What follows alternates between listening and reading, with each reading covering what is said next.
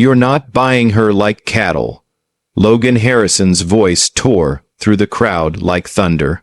His hand slammed 3 months' wages onto the auctioneer's table, coins scattering across wood worn smooth by cruelty. Hannah Williams stood frozen on the auction block, her 55-year-old frame trembling not from fear, but from disbelief. No one had defended her in decades. The whispers had started before dawn in Riverside, California, 1885. They said Hannah Williams was too old to be worth keeping, too weathered to deserve kindness, too used up to ever belong anywhere again. Her nephew Jacob had brought her here after his wife demanded it. One less mouth to feed during the drought, one less burden. The sun beat down merciless and white. Hannah's bare feet burned against scorched wood, but she refused to flinch. She had survived 55 years of being invisible. She would survive this, too. The auctioneer called her name with disgust. Hannah Williams, 55 years old, can still work strong enough for laundry and cooking. Laughter rippled through the crowd like poison. Who'd waste food on something that old? A woman jeered. Then Logan stepped forward, his storm-gray eyes locked on Hannah, as if she were the only person breathing. He was young, maybe 30, with trail-worn clothes and dust-covered boots, but his voice carried the weight of a man who had lost everything and refused to lose again. And in that moment, Hannah wondered if mercy still existed in this brutal world. If this story moves you, if you believe some truths need to be told, don't let it disappear. Share it with someone who needs to hear it, and tell us in the comments, where are you watching from? Logan turned to the auctioneer, his jaw tight with controlled fury. What did her family get for putting her up here? Silence swallowed the square. Even cruelty had its limits of shame. Hannah's voice cut through clear and steady. 1 bag of flour, so they wouldn't starve this winter. Logan's face darkened. He reached into his coat and pulled out a leather pouch heavy with coin. That's 3 months' wages, he said, his voice low and dangerous. More than enough to cover whatever debt you think she owes. The crowd gasped. Money like that could feed a family for half a year. He turned back to Hannah, and for the first time in decades, she saw herself reflected in someone's eyes, not as a burden, but as a human being. I'm Logan Harrison, he said. I've got a ranch 15 miles south. I need help. I pay fair, but I'm not buying you like livestock. If you come with me, it's because you choose to. And if you ever want to leave, I'll take you anywhere and give you enough to start fresh. Hannah stared, her throat tight. Why me? Logan's voice softened. Because everyone else sees you as too old, but I see a survivor, and I need someone strong enough to help me keep my ranch from dying. The words struck her like lightning. What about the contract? She whispered. The years of service. There are no contracts, Logan said firmly. You work for me, I pay you wages. Simple as that. He extended his hand, steady and sure. Hannah looked at it for a long moment. Then she placed her weathered hand in his.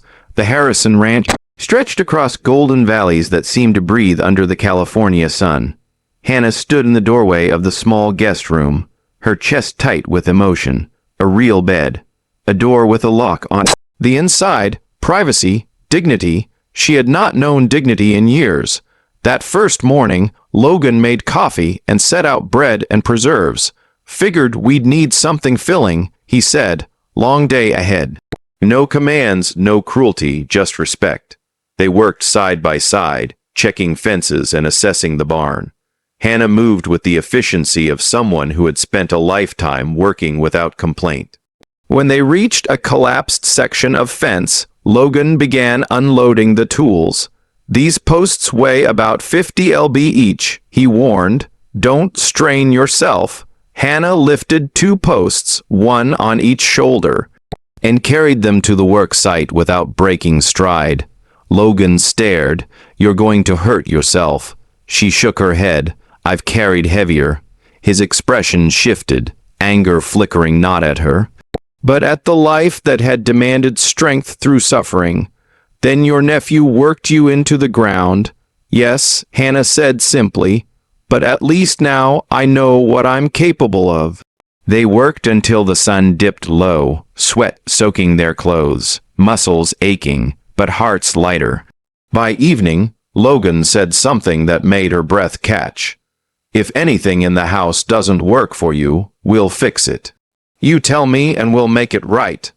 No one had ever cared whether she fit into a space, but Logan did. Weeks passed like water smoothing stone. Hannah felt herself softening, laughter returning to her life in quiet, unexpected moments. The ranch came alive under their shared labor. Fences stood tall, the barn held strong, hope replaced despair. One afternoon, they rested beneath an oak tree near the creek. Logan handed her a canteen, his expression thoughtful. "You're stronger than any person I've ever worked with," he said, "and I'm grateful for it. This ranch was dying. With you here, we have a real chance." Hannah held her breath, waiting for the cruelty that always followed praise. But Logan only continued, "If you're willing, I'd like to offer you more than wages. Stay 2 years, work like you have been, and I'll give you a share of the profits when we sell the stock. A real stake in the ranch." Hannah's hands trembled. "No one's ever offered me a share of anything. You've earned it," Logan said simply. That evening, over dinner, he asked about her life before the auction. She told him about her late husband, about raising her nephew after his parents died, about the years of being invisible. "You deserved better," Logan said quietly. "You still do." Hannah looked at him across the table, this young man who saw her not as old but as valuable. "Why are you so kind to me?" Logan's eyes grew distant. "I lost my wife and son 3 years ago. Fever took them both in 1 week. I know what it's like to be alone. I won't let anyone else feel that way if I can help it." Hannah reached across the table and squeezed his hand. They were both survivors, and they were building something beautiful. The riders came at dawn, 5 men on horseback, dust rising like a warning. Hannah was in the garden when she heard them. She straightened, her hands tightening on the hoe. Logan stepped out of the house, his expression hard. The lead rider dismounted. He had cold eyes and a cruel smile. "Name's Garrett. Mr. Thornton sent us." Logan's jaw tightened. "What do you want?" Garrett gestured casually around the property. "Mr. Thornton has an offer. Sell the ranch, or he'll take it another way. Fires start easy in dry seasons. Accidents happen. That barn of yours looks like it would go up real quick." It was not a threat. It was a promise of violence. Before Logan could respond, Hannah stepped forward, her voice steady. "There's a problem with your plan. Threatening arson gets a man hanged in California. 5 witnesses would be 4 too many for Mr. Thornton." Garrett's eyes narrowed. "You think an old woman can stop 5 armed men? I think you were sent to scare us, not kill us," Hannah replied calmly. "Violence leaves evidence. Thornton is too smart to leave evidence." Garrett stared at her for a long moment, reading her certainty. Then he spat on the ground. "This isn't over." The riders thundered away. Logan let out a shaking breath. "That was either the bravest or most foolish thing I've ever seen." "They didn't hurt us," Hannah said, though her hands trembled. "That's what matters." They rode into town and filed a complaint with the sheriff. Now any move Thornton made would be public. If you believe courage can bloom at any age, if you've ever felt overlooked but refused to disappear, let this story be proof you still matter. Share it and drop a comment telling us where you're watching from. For weeks, no attack came, but the tension never left. They worked harder, faster, rebuilding what time and neglect had broken. One evening, Hannah climbed into the barn loft to check the hay stores. The plank beneath her boots cracked, She dropped through the floor, her body swinging into open air. Her hands caught a support beam at the last second, splinters digging into her palms. "Hannah!" Logan's scream tore across the barn. He scrambled up the ladder, his face white with terror. He stretched out flat on the loft floor, reaching for her wrists. "I've got you," he said, gripping her with both hands. Her arms burned as they hauled her back onto solid wood. She collapsed against the planks, gasping for breath. Logan pulled her into a desperate embrace, holding her like she was the only thing keeping him alive. "God," he whispered into her hair. "I thought I lost you. I can't lose you, Hannah. I can't." When he pulled back, his hands were shaking. His eyes were raw. "I need you to know," he said slowly. "You matter to me more than I can explain. I can't go back to being alone. I wouldn't survive it again." Hannah's throat tightened. "You don't have to say anything," he added quickly. "I know life's been hard. I just needed you to know." But Hannah did not pull away. "You matter to me too, Logan, more than I thought possible." He leaned forward slowly, giving her time to turn away. She didn't. Their lips met in a gentle, trembling kiss that grew into something real and fierce. That night, sitting by the fire, Logan said the words without warning.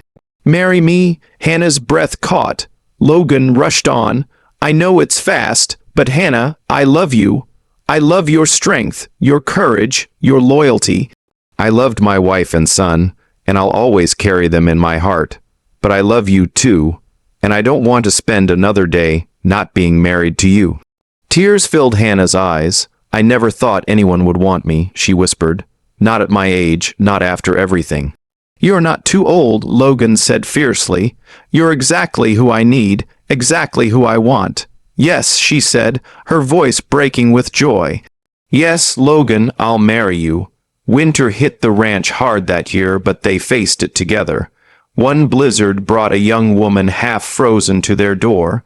Her name was Sarah, and she was running from Thornton.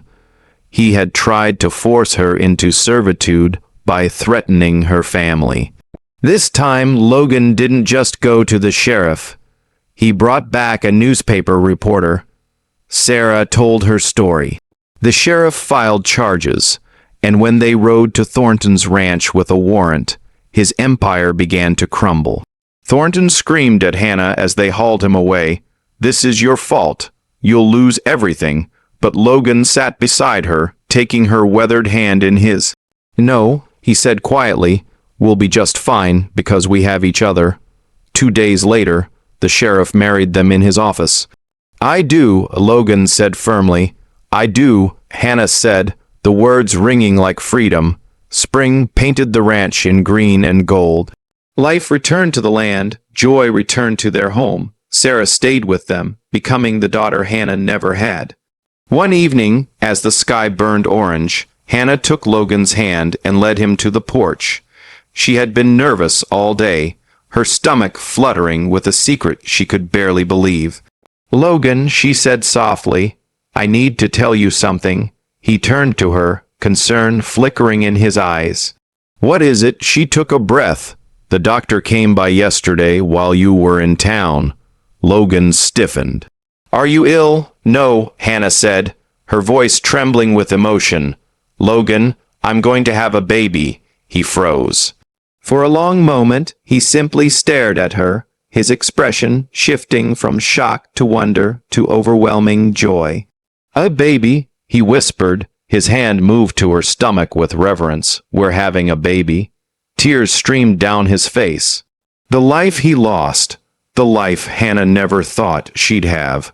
A new beginning neither of them expected. "I didn't think it was possible," Hannah said, her own tears falling. "Not at my age. You've always been full of surprises," Logan said, pulling her close. Always. That night, they sat together under the stars, his hand resting on her belly, both of them marveling at the miracle growing inside her. At 55 years old, Hannah Williams was becoming a mother for the first time, and she had never felt more alive. Months later, at the harvest festival, the whole town gathered to celebrate the end of a hard season. Hannah stood beside Logan, her belly round with life, her face glowing with contentment.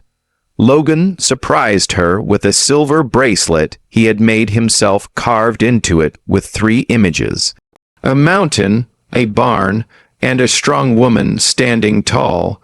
"You were never too old," he said as he slid it onto her wrist. "You are always just right." He turned to the crowd, his voice carrying across the square. "This is my wife, Hannah Harrison. She saved my ranch, she saved my life, and now she's giving me a future I never thought I'd have again." The crowd cheered, even those who had mocked her at the auction now looked at her with respect. Hannah stood with her hand on her stomach, her husband at her side, and a future she never believed she deserved rising before her like the sun. Later, as they walked home beneath the stars, Hannah turned to Logan with a soft smile. "I'm thinking," she said, "that I'm glad that broken rancher told me I was perfect for him." Logan laughed, full of joy. "Best choice I ever made." Their story was no longer about survival. It was about belonging. It was about love that saw what others missed. Sarah walked ahead of them, humming softly, and Hannah realized something profound. She had spent 60 years being told she was too much or not enough, but Logan had seen her exactly as she was, and that had made all the difference. 3 months later, on a cold February morning, Hannah gave birth to a son. Logan held the tiny, crying infant in his arms, tears streaming down his face. "He's perfect," Logan whispered, "just like his mother." Hannah watched from the bed, exhausted but radiant. "What should we name him?" Logan looked at her with such love it took her breath away. "Samuel, after my father. Samuel Harrison," Hannah said softly, testing the name. "It's perfect." Sarah stood in the doorway, tears in her eyes. "Can I hold him?" "Of course," Hannah said. "You're his sister now." Sarah cradled baby Samuel with tenderness. And Hannah realized that this was her family, not the one that abandoned her, not the one that sold her, but the one she chose, the one she built with love and courage and stubborn hope. Logan sat beside her on the bed, his hand finding hers. "I never thought I'd have this again," he said quietly. "A family, a home, a future. Neither did I," Hannah whispered, "but here we are." Outside, the ranch stretched across the valley, strong and thriving. Inside, a family gathered around new life, bound not by blood alone, but by choice. Hannah Williams had been told she was too old for love, too old for purpose, too old to matter. But Logan Harrison had seen the truth. She was never too old. She was exactly right. If you've ever been made to feel invisible, if you've ever been told your best days are behind you, this story is your reminder that love, purpose, and new beginnings have no expiration date. Don't let this truth fade. Share it with someone who needs it. Subscribe so you never miss a story that reminds you you still matter. And tell us in the comments, where are you watching from? Your story matters.